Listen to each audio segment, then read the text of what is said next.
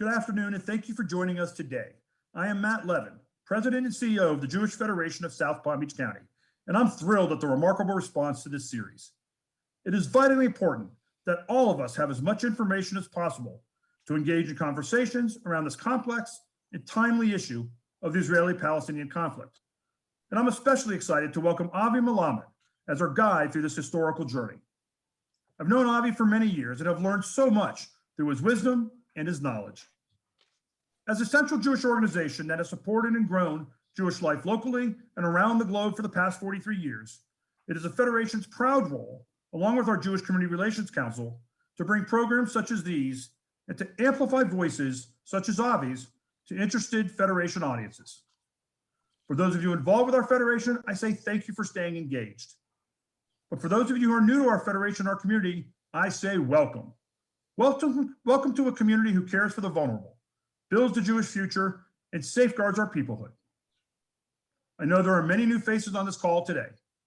Over the course of the last 2 years, and especially through the pandemic, we have seen so many people moving here from across the country.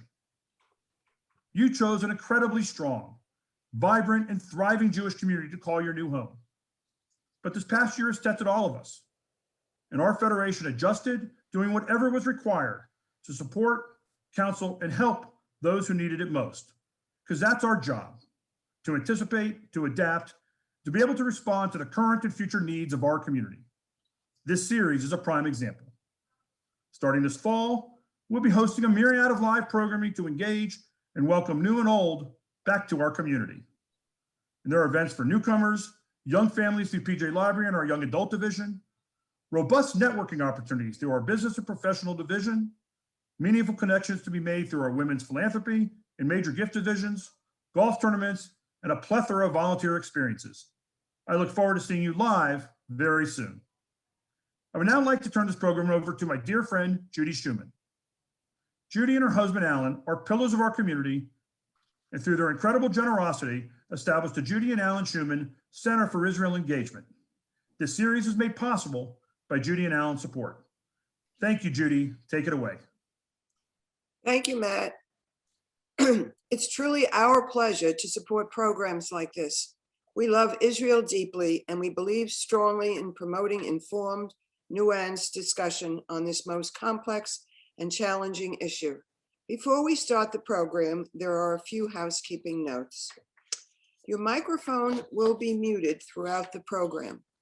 For those of you a little less familiar with Zoom, you can adjust the way your screen appears. If you would like to view the person who is speaking, please select Speaker View at the top of the Zoom screen. You will have the ability to ask questions by going to the chat button and typing in your question. Please do not send a question to Avi directly, as he will be focusing on his presentation. Please send any questions to Felice Nade, who will be moderating the Q&A portion of the program. It is now my pleasure to introduce our featured speaker, Ave Melamed. Ave Melamed is an intelligence analyst and an expert on current affairs in the Arab and Muslim world. He is a former Israeli intelligence official and senior official on Arab affairs.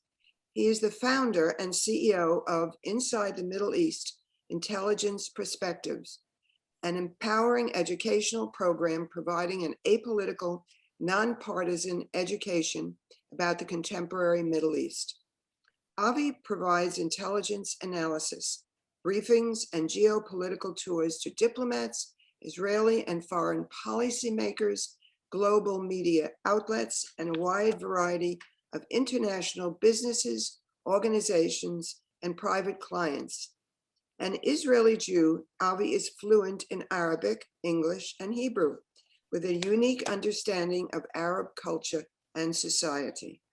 Avi has authored several books, his latest being Inside the Middle East, Entering a New Era, is due to be published in January 2022. Please welcome Avi. Thank you.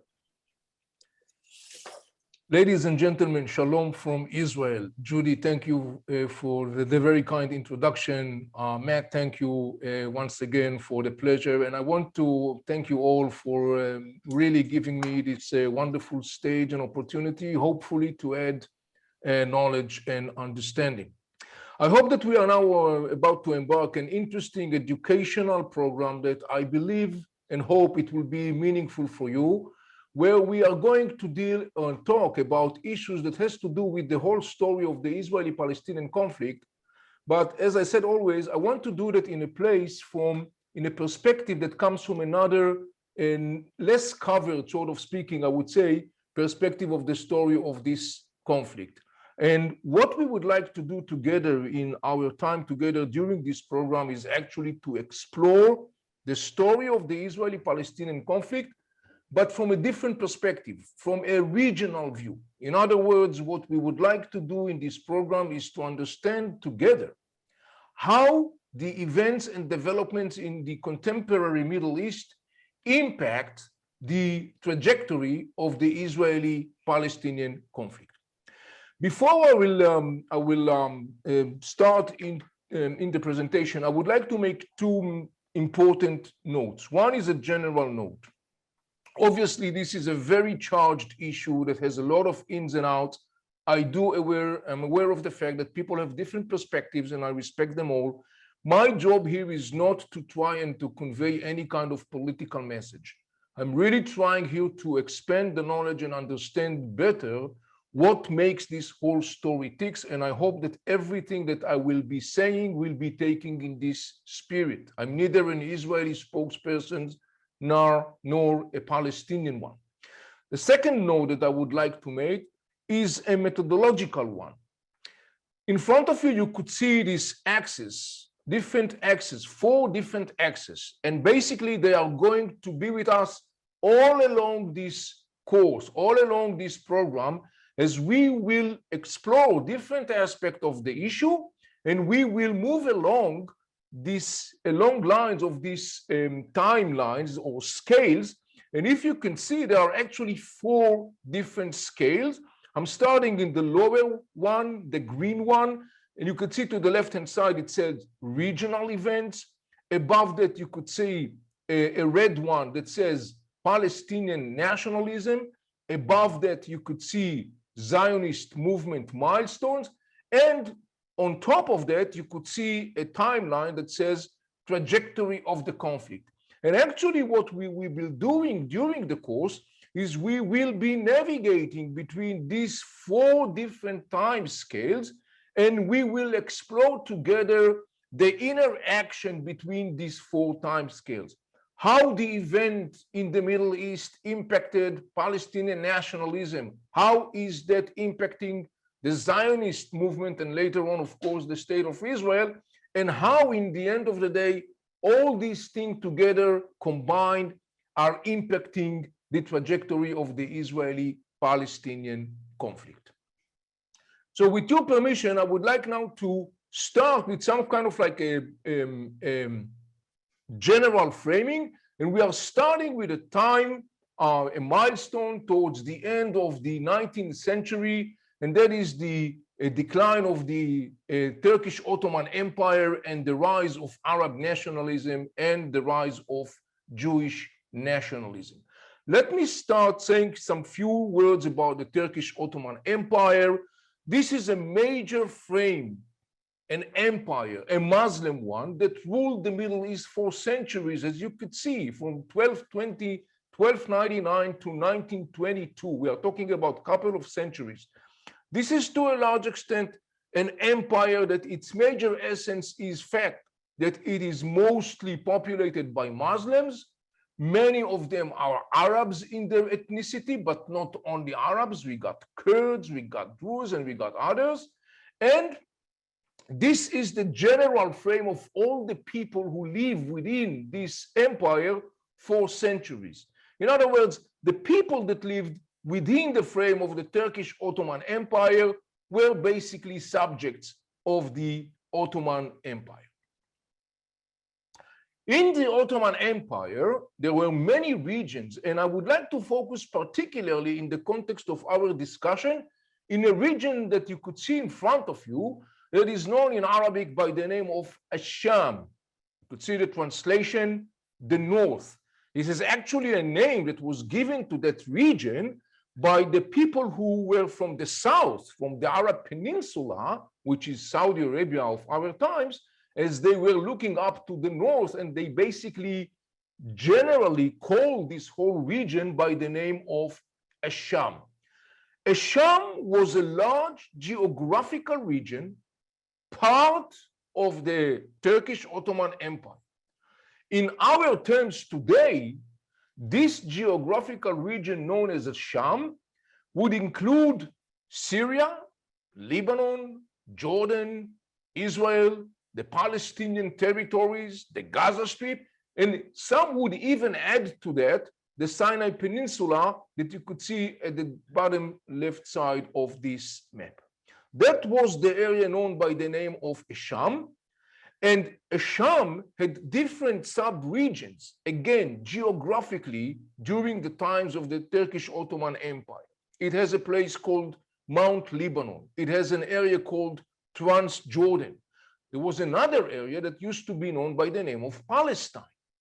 The name did not have a political meaning. It only stood for identifying the sub-geographical region of Asham, known as Palestine.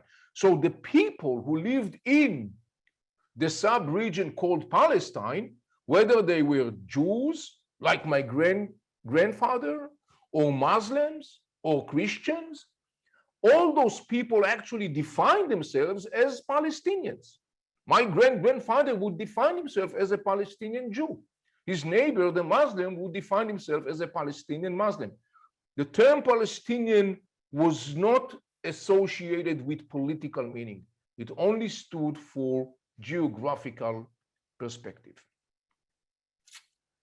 At this point, as we are now towards the end of the 19th century and the Turkish Ottoman Empire is declining towards its final end, we are going to witness the rise of some very interesting political thoughts. And those thoughts are going to be with us along the course as we will talk. And yet I want to remind you again, we are going to talk about how the development and events in the Middle East impacted the trajectory of the Israeli-Palestinian conflict. Here in front of you, you could see two major terms that we are going to come across many times in our course. To the left-hand side, you see this orange color, Pan-Arabism. To the right-hand side, you see this purple color, particularistic national statehood. If you look beneath, you could see the timeline. The timeline that you see beneath helps you to situate yourself on the chronological timeline of our story. So you could see that right now we are looking at the end of the 19th century and the beginning, early days of the 20th century. At this point, I would like to say something shortly about the whole concept of particularistic national statehood. What does it mean? It is a concept that endorses the philosophy of a sovereign, independent political entity, either in a frame of a state or autonomy, etc., that is based upon a distinct features and characteristics that are unique to that specific place, like geography, like language or dialect, like food, like tradition, like culture, like narratives, history, and so on and so on. All these components create a sense of togetherness that is distinctive, is unique for a specific kind of people, also a specific kind of assembly or congregation of people. And basically, this is the foundation for the formation of what is going to be known as a nation. I want to introduce to you very significant three major terms that we will talk about. I want you to notice a couple of things. I will present those terms both in their Arab terminology as well, of course, in their English translation.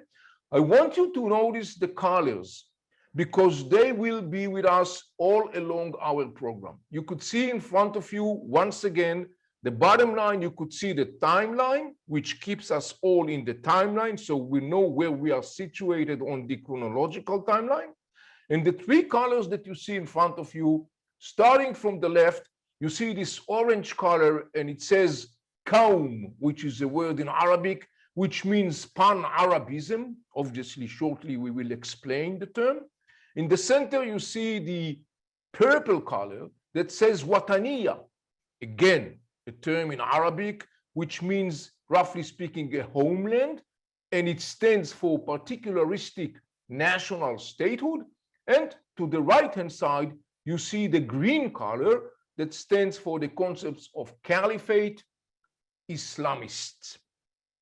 I want you to remember those colors. We will time and again talk about those terms. We use the same colors, so it will be easy for you all the time to keep yourself informed and make sure that we are all on the same page. So let us understand shortly the meaning of these three major concepts or terms. Let us start with Qaum. To the left-hand side, the orange color, which stands for Pan-Arabism. The word Arab that you obviously came across quite often basically means a man who comes from the prairie, and basically refers to people that are originally coming from the area that is known as the Arab Peninsula, Saudi Arabia of our times. The word in Arabic for Arab ethnicity is Uruba, Uruba. The goal of Pan-Arabism is to create one Arab nation with no physical boundaries that bring together all Arabs as one nation. The word for Pan-Arabism in Arabic is Qaum. Qaum, that's the word. And Qaum centers around the fact that Uruba, meaning Arab ethnicity, is what all Arabs share in common. You could be an Arab from Palestine, from Syria, from Saudi Arabia, from Lebanon, from Iraq, from Jordan, from Tunisia, from Morocco. What brings you together, the common denominator, is that you are all Arabs. Your mother tongue is Arabic. You share the Arab tradition and culture. This is your ethnicity, and therefore the concept of Qaum, Pan-Arabism, strives to create this one big nation that brings all Arab together, centered around the concept of their common ethnicity as Arabs, Uruba. Let us look in the center, the Wataniya in the purple. The word Wataniya means the national homeland. Wataniya acknowledges and recognizes the centrality of Arab ethnicity for most of the people in the Arab world. However, Wataniya in addition argues that there are some other features, other characteristics that basically distinct between different Arab groups. Like, for example, geography, language and dialect, culture, tradition, music, food, history, narratives. So Wataniya says, yes, all Arabs share the fact that they are all ethnically speaking Arabs, but at the same time, Arabs are different from one from the other along the line of what I just mentioned. Therefore, Wataniya does not stand for the concept of one Arab nation. Rather, Wataniya stands for the concept of independent Arab states that could, of course, be related one to the other in any kind of frame, but they are independent Arab states. Lebanon, Syria, Jordan, Iraq, and so on and so on. And finally, to the right-hand side, you see the term caliphate, colored in green, which stands for the Islamists. The Islamist perspective basically envision a creation of one global entity that is called caliphate. Caliphate, if you wish, is the Arab terminology which equivalent to kingdom. And that caliphate, according to the Islamist perspective, should be run and ruled according to the Islamic religious law, rather known as the Sharia Codex. Why should it be run according to the Sharia Codex? Because the Islamists believe that the Sharia is a master plan that was offered to mankind by Allah himself, by God, and therefore it's flawless. That's the reason why they believe people should live their life according to the Sharia. The caliphate concept, the Islamist concept, rejects both wataniya, meaning rejects independent Arab statehood, and it also rejects the concept of Qawm, one big Arab nation, because caliphate is talking about one big global entity that is run according to the Islamic religious codex. So these are the three concepts we want to be familiar with. We will talk about them along our program. We will time and again shortly remind us what are those terms standing for. And again, remember also the colors and the terms. Qawm, the orange one, wataniya, the purple one, caliphate, the green one. Parallel to the beginning or to the rise of political thought in the Arab world as the Turkish Ottoman Empire is heading its final stage in the second part of the 19th century towards the beginning of the 20th century, we are also witnessing to the rise of another nationalist movement, and this is the Zionist movement. The Zionist movement that appeared in Europe in the second part of the 1800s, inspired by the emergence of particularistic national movements in Europe, Zionism envisions the reassembly of Jews in their ancient historic homeland, Zion, the one mentioned in the Bible, the land of Israel. And once Jews will be back in their homeland, their ancient homeland, the historic ancient homeland of Zion, they will create a state, a Jewish state. So here begins the actions and activities of the Zionist movements as the first Zionists are making their way to the place called Palestine / the land of Israel. Most of the land is deserted. According to figures, statistics from 1918, numbers of people on the land of Palestine / the land of Israel was as follows. There was some about 500,000 Muslims, some 66,000 Jews, and some 61,000 Christians. Most of the lands of that place, Palestine / the land of Israel, are deserted. Many of the lands are owned by rich landlords. Most of them are not from Palestine. They are Syrians, they are Lebanese, they are Egyptians, and they own lots and lots and lots of lands. The Zionists that are coming to this place are buying a lot of the lands and starting to establish communities. Very quickly, we are witnessing the burst of domestic collisions between the Zionist communities and between Arab peasants and Bedouin tribes that use those lands either to graze or to cultivate the land on a seasonal basis.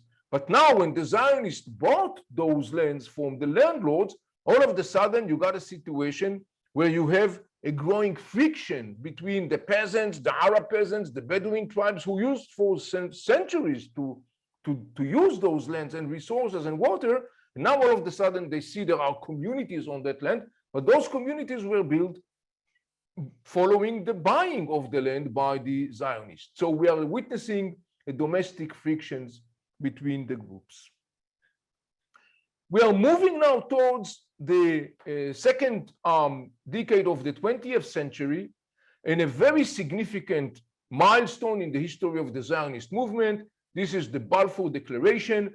The British basically are welcoming the idea of establishing a homeland for the Jewish people in the piece of land called Palestine / the land of Israel. This is the famous Balfour Declaration from November 2nd, 1917.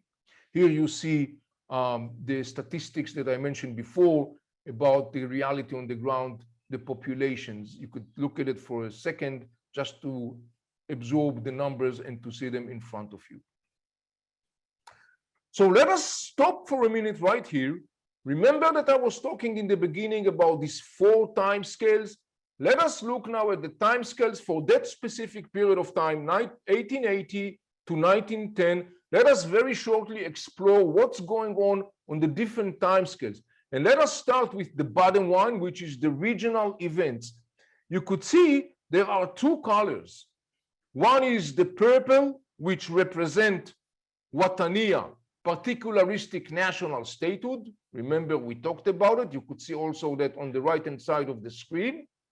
And then you see another orange line, which stands for Pan-Arabism. You could see that actually between 1900 and 1910, the sentiment of particularistic nationalism in the Arab world are quite low, while the sentiments of Pan-Arabism, the one that talks about the calm, are much more present and dominate.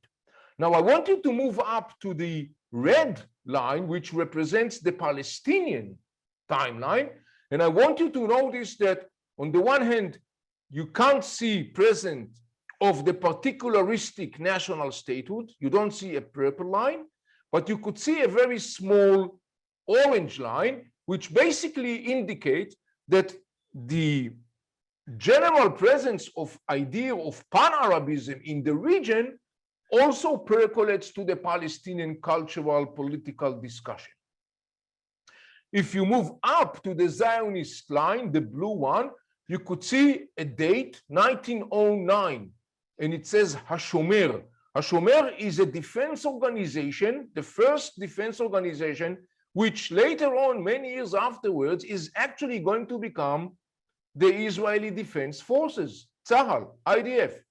But back then in 1909, when, remember, there is a lot of frictions on the ground between the first Zionists and the Bedouins and the Arab peasants, and there is a lot of attacks, the Jews, the Zionists, are assembling this self-defense force known as Hashomer. Let us move forward and talk about the issue of Pan-Arabism that time. That time, there is one major concept of Pan-Arabism that is known by the name of Great Syria. And the leader of that idea is the Hashemite family. The Hashemite family, rooted for centuries in the Arab Peninsula, basically goes all the way back to the grandfather of Prophet Muhammad. His name was Hashem. That's the reason for the name, the Hashemite family and the Hashemite kingdom of Jordan. And the Hashemite family and the leader of the Hashemite family, we are now in the middle of the second decade of the 1900s, between 1910 and 1920. The leader of that Hashemite family, the Sharif Hussein, is basically joining hands with the British in WW1 to end the rule of the Turkish Ottoman Empire. In return for his services, he envisioned Hussein, the Sharif, the head of the Hashemite dynasty in the Arab Peninsula, he envisioned that post the war, after the war, he will be rewarded with establishing of extending the dynasty's rule north to the area of Sham that we mentioned earlier, and basically will create a large pan-Arab entity that is called Great Syria. And surprise, surprise, who is going to lead this pan-Arab Great Syria entity? Well, it's going to be Sharif Hussein's third son, Faisal. He is supposed to be, according to the plan, the king of that extended dynasty. Again, what we are looking here is the concept of Great Syria that, as you could see, is colored in orange, meaning it is representing, or it's coming from the camp of Qaum, Pan-Arabism. Here is a very significant and amazing milestone. As part of his vision to become the king of this Pan-Arab Great Syria, Faisal, the third son of Sharif Hussein, is basically signing an agreement with a major leader of the Zionist movement, Chaim Weizmann, who is later on going to be the first president of the State of Israel. And they are signing an agreement in 1919. And look at this article. Article 4 at the agreement says, all necessary measures shall be taken to encourage and stimulate immigration of Jews into Palestine on a large scale, and as quickly as possible to settle Jewish immigrants upon the land through closer settlement and intensive cultivation of the soil. Notice the other part, that in taking such measures, the Arab peasants and tenant farmers should be protected in their rights and shall be assisted in the forwarding their economic development. It refers to what we said before when we talked about the domestic clashes, but this is an amazing milestone because basically a major leader of what is supposed to be the upcoming big structure of Pan-Arabism, Great Syria, the major leader, the big leader, Emir Faisal, is basically welcoming the establishing of a Jewish state. As a side note, I would say that it was only a political maneuveration, but as for itself, I think it's a staggering and interesting fact to notice.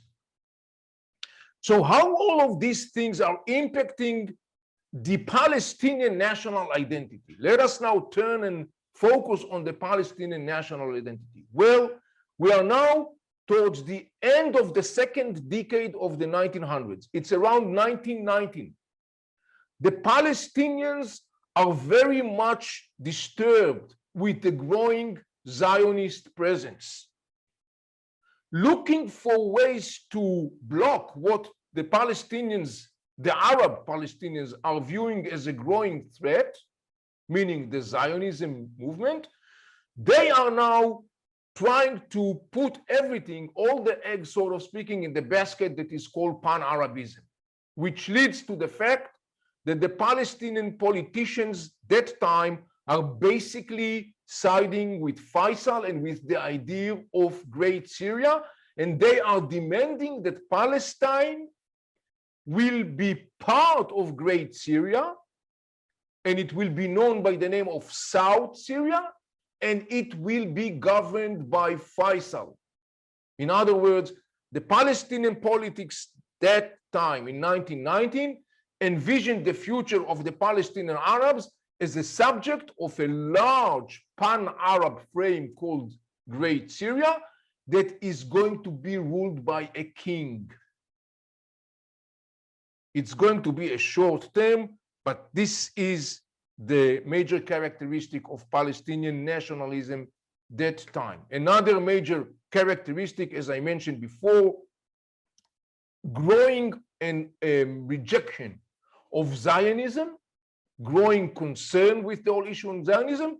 And another feature of the Palestinian nationality that time is that in the end of the day, the whole political, cultural, intellectual discussion is mostly among the Palestinian elite. The masses are totally indifferent in the context of nationalism because these ideas simply does not percolate to the regular, ordinary people, to most of the people on the ground. Let us go back to our timelines. Once again, reminding you, the bottom line, the green line, shows you the regional perspective. We are now between 1910 and 1920. Remember, this is the decade of the First World War.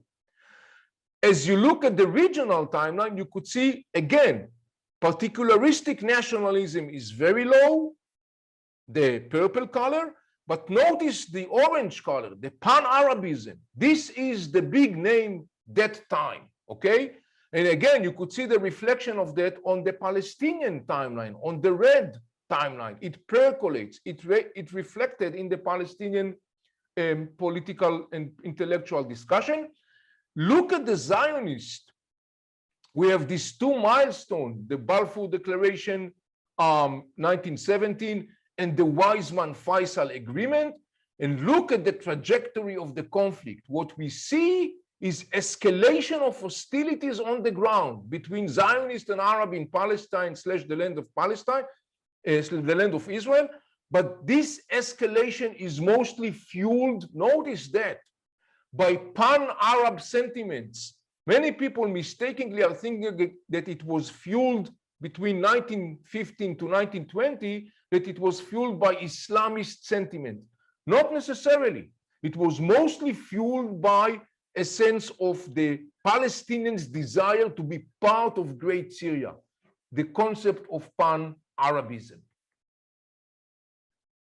We are now entering 1920, and now we are going to cover the decade of 1920 to 1930, and we are going to look first at the emergence of an independent or semi-independent Arab states, and also the concept of political Islam.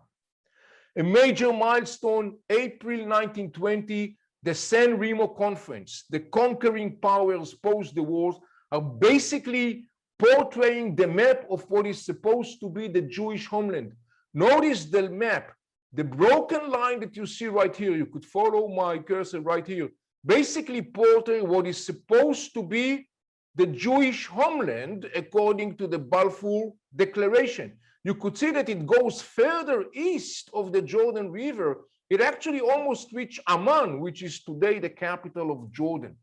That is supposed to be the Jewish homeland in accordance with the Balfour Declaration. The San Remo Conference, and later on the League of Nations in 1922, when they give the mandate empowerment to the British and the French, they are reaffirming the British promise to the Zionist movement to establish home, national home for the Jews in the land of Israel / Palestine. Another significant development outcome of that is that Syria is divided to 6 semi-independent states.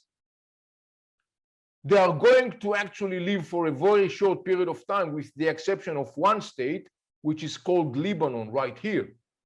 And the French that are being given the mandate later on to rule this area are dividing Syria to these 6 different semi-independent states. I'm saying semi because they are still under the French occupation and under the French rule. But the most significant outcome of that, the meaning of that, is that by that we are actually looking at the end of the vision of Great Syria. In other words, the major flagship of Pan-Arabism in the second decade of the 20th century and the beginning of the third decade, the major flagship of Pan-Arabism, meaning Great Syria, that ship is sinking. But notice that Pan-Arabism will be back big time. Remember that perspective. So when you look at the beginning of 1920 at the picture on the ground regionally, on the left-hand side, you could see what actually was remain of this big story of Great Syria. Very short rule of Faisal in Syria that was terminated after a couple of months. Faisal was compensated by the British, and they gave him to become the king of Iraq, that you see on the left-hand side colored in orange. And his brother Abdullah was given another entity established by the British, that is going to be known by the name of Jordan. Syria, as we saw earlier, Syria was divided into 6 different separate states. Parallel to that, we see Egypt, what is going to be the most significant Arab state. Egypt is becoming also semi-independent. In the beginning of the 20s, it is monarchy, and it's semi-independent because it's still under the rule of the British. So what you see during that period of time in the region is a very interesting picture. On the one hand, the Western powers are boosting their control. They are reshaping this region. And basically what they are creating are kind of like semi-artificial entities. And that results in a growing resentment and pushback by the people of the region. The most simple common denominator that the inhabitants of the region, mostly Muslims and Arabs, the most easier common denominator that could bring these people around was not ideas of nationalism, particularistic nationalism, or Pan-Arabism. It was the issue of Islam. That was symbol, that was a concept that was clear emotionally, intellectually to most of the people in the region. And that is the background for the emergence in 1928 of what is going to become the biggest mass movement in the Muslim world, known as the Muslim Brotherhood. You could see right in front of you the picture of the founder, Hassan al-Banna. The Muslim Brotherhood, established in Egypt in 1928, first and foremost was established to push back, to counter the Western infiltration and dominate in the Middle East.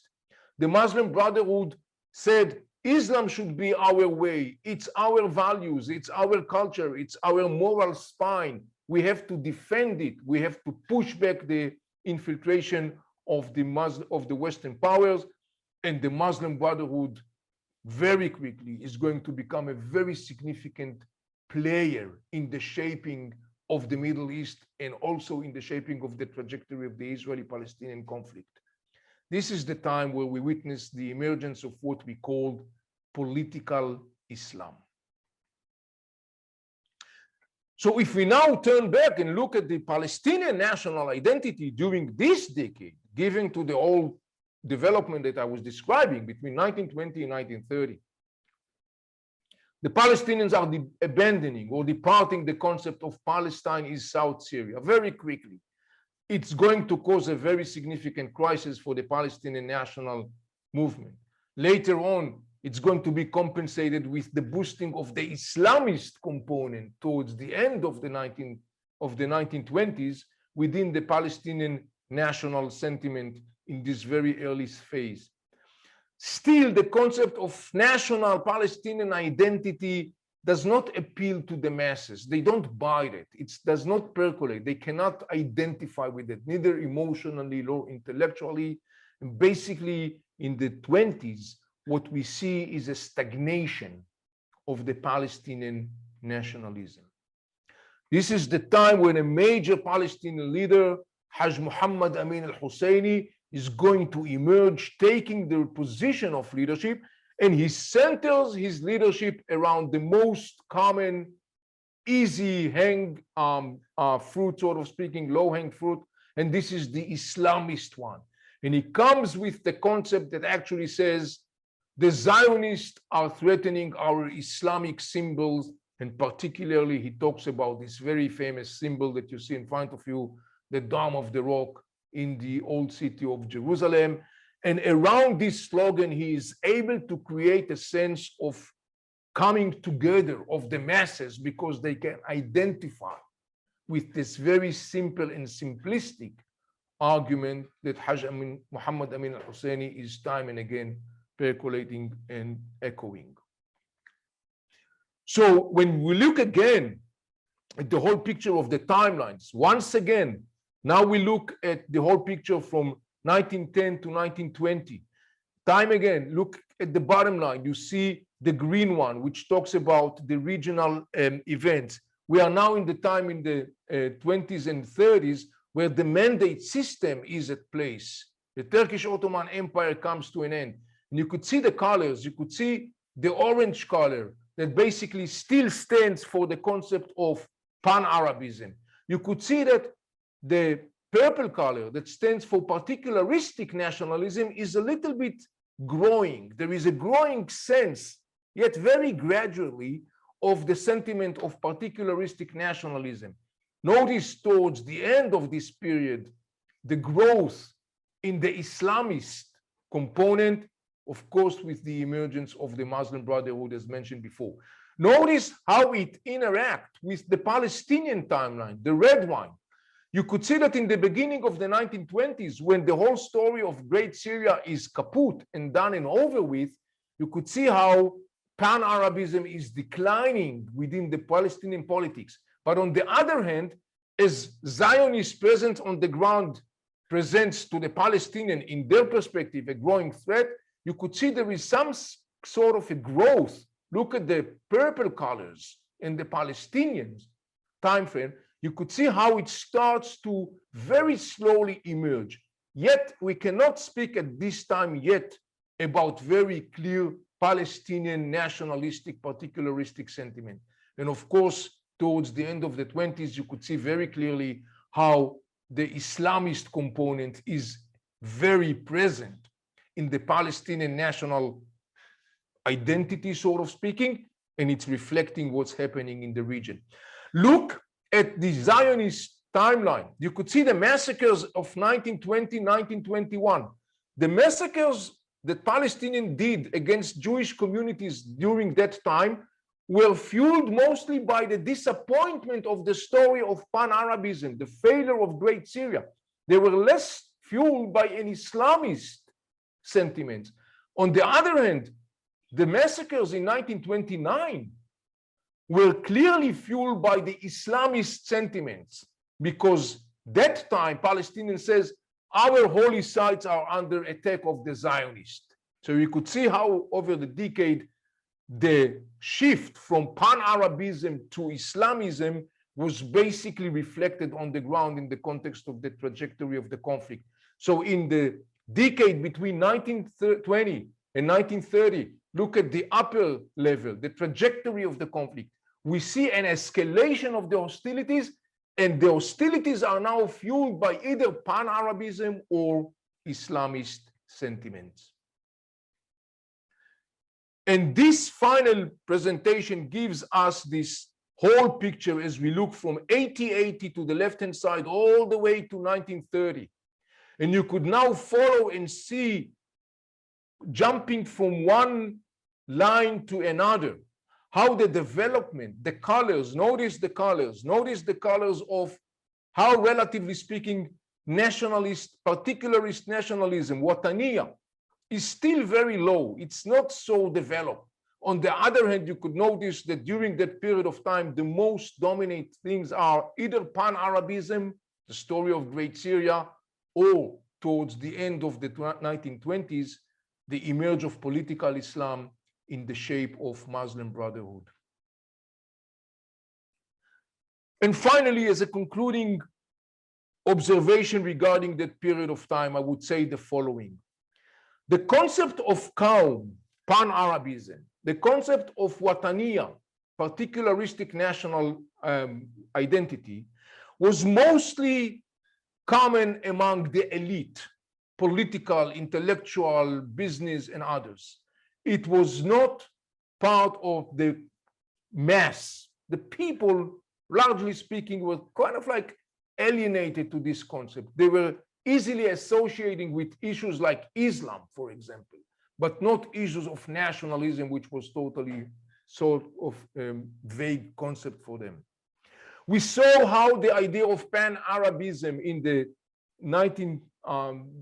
between 1910 and 1920 was very dominant in the mindset of the region. We talked about the story of Great Syria, but then the collapse of the story of Great Syria. And in parallel to that, the dividing of Syria to 6 separate states, the emergence of some sort of artificial entities, Jordan and Iraq, Egypt, that is going to become a semi-independent state, and the presence of the West in the region as the conquering power. All those things in the decade between 1920 and 1930 are going to further complicate the struggle of the Arabs for self-definition, for self-determination. What is our way? Where do we want to go? what should be the frame. Lots and lots of inner friction within the Arab political and ideological thought because of that challenging task. And then there is one very clear low-hanging fruit, and that is opposing Zionism. Opposing Zionism and rejecting Zionism became one of the few common denominators that all Arabs, leaders and politicians could easily come around, and most important, the masses could come around that, mostly by emphasizing the Islamic component. In other words, the story of the Zionists are presenting threat to Islamic nature, to Islamic identity. That is something that Arab politicians, whether they are coming from the camp of particularistic or from Wataniya or from the camp of Pan-Arabism, Qaum, or of course from the camp of the Islamists, they could easily use to monetize and to generate the masses and of course to get political support. That development towards the end of the 1920s basically is very significant because it's going to have two major ramifications. First, it's going to delay the emergence of a real independent Palestinian nationalism. And second, it's basically going to dictate for decades to come that the story of Palestine and Zionism is not going to be a Palestinian story. It's going to become an Arab and Islamic task. And this is what we will explore in our next sessions. Ladies and gentlemen, at this point, I'm concluding my presentation, the opening part. And obviously, I'm very much looking forward to your questions. Thank you very much. That was brilliant and interesting, and we all learned so much. I know I took several pages of notes, but the first question is, and we have several, you said that in 1919, the Arabs and the Arab leadership welcomed the Jews in the land of Israel/Palestine. When did that begin and how long did it last? Yes, well, we have to be accurate about it. It was Faisal that was supposed to be the king of Greater Syria in the frame of Pan-Arabism. It was Faisal who formally welcomed the establishment of a Jewish state. It was mostly for political reasons. It didn't really mean that, but it was an agreement that he signed with the Zionist leaders, with Chaim Weizmann. By the way, an interesting note in that context, Palestinian leadership that time choose not to emphasize that point, because let me remind you, at that time, 1919 until 1920, until the story of Great Syria comes to an end, Palestinians basically wanted to be part of Great Syria under the leadership of King Faisal, even though King Faisal signed an agreement with the Zionists that he welcomes as a Jewish state in Palestine. That was a very interesting indicator of the complexity of the Palestinian politics. They knew, or they suspected, that Faisal signed that agreement, but rather they preferred to keep silent on that because they thought that if they will be part of this large structure called Great Syria, that will be the way to block the Zionists present on the ground. So speaking of Faisal, someone asked, the agreement was written in English and was explained to Faisal by T.E. Lawrence, and he signed it without consulting his advisors. He signed it in Arabic with a caveat that considered the agreement valid on condition of Palestine being within the area of Arab independence. The document can be considered by historians as propaganda only as the caveat was not entered into the Paris Peace Conference. Clearly that Faisal's conditions would not be met. Can you comment on that? And also the same person is the Sykes-Picot Agreement among the world powers? So a two-part question following up about Faisal, please. Thank you. Wow, these are big questions. I'll try to do it very shortly. As I said before, Faisal signed this agreement, but he really didn't have any intention, real intention. He was definitely not a Zionist. He was doing a political maneuveration. And by the way, afterwards, he constantly, all the time, was trying to make his way out of that. basically saying it was out of context, it was under specific conditions, and so on and so on. And by the way, that was a maneuvering that basically helped Faisal, but also helped the Palestinians that time, because they had to somehow bridge this gap between their support for Faisal as king of kings of Great Syria on the one hand, and the fact that on the other hand, Faisal, at least formally, was welcoming the idea of establishing of a Jewish state in Palestine. The whole story of Sykes-Picot obviously was one of the major foundations for what basically we saw later on in the 1920s. This is the dividing of the rule between mostly the United Kingdom and France in large parts of the region, namely what I mentioned before, the fact that Britain was given the mandate over Palestine / the land of Israel. The British basically, as I said, established a special entity, an artificial entity, Jordan, for the second son of Hussein, Abdullah, the brother of Faisal. And Faisal was compensated by the British for the fact that he lost control over Syria. He was compensated by becoming the king of Iraq. The split of the power between Great Britain and France was not overlapping one-to-one the Sykes-Picot understanding from the years before the war, but it was roughly speaking along these lines. There have been some adjustments in the relationship or the agreement on the ground. By the way, one of the major adjustments was in the context of Palestine / the land of Israel on the one hand, in the context of the borders with Lebanon and Syria on the other hand, but this is a whole totally different episode. Excellent, thank you. Who, if anyone, supported the concept of a binational Arab-Jewish state in the 20s, and who opposed it? Well, the Palestinians were very clear about it. They totally reject the idea of a binational Palestinian Jewish statehood. There has been some talks and even some sort of a understanding between some leaders of the Palestinian politicians that time with Zionist leaders, but it never basically went beyond the phase of talking or trying to understand what could be common denominator. In fact, the major, if not the only characteristic of Palestinian national sentiment in the 20s, the major characteristic and feature was the idea that they totally reject the Zionist project. And basically, in a way, you could say that that was the whole essence of Palestinian nationalism.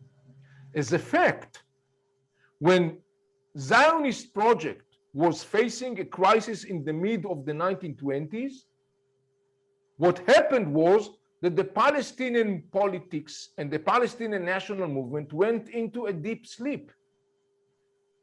What defined the Palestinian politics back then in the 1920s was only the issue of opposing the Zionism. In other words, the Palestinian national movement in the 1920s did not come forward with other concepts that can build national sentiments other than the idea of opposing and rejecting Zionism.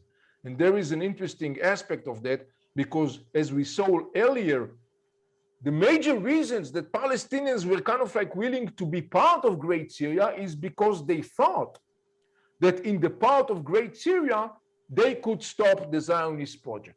When the story of Great Syria was over, the Palestinians were done. It caused a lot of crisis for the Palestinians, but they were done with that.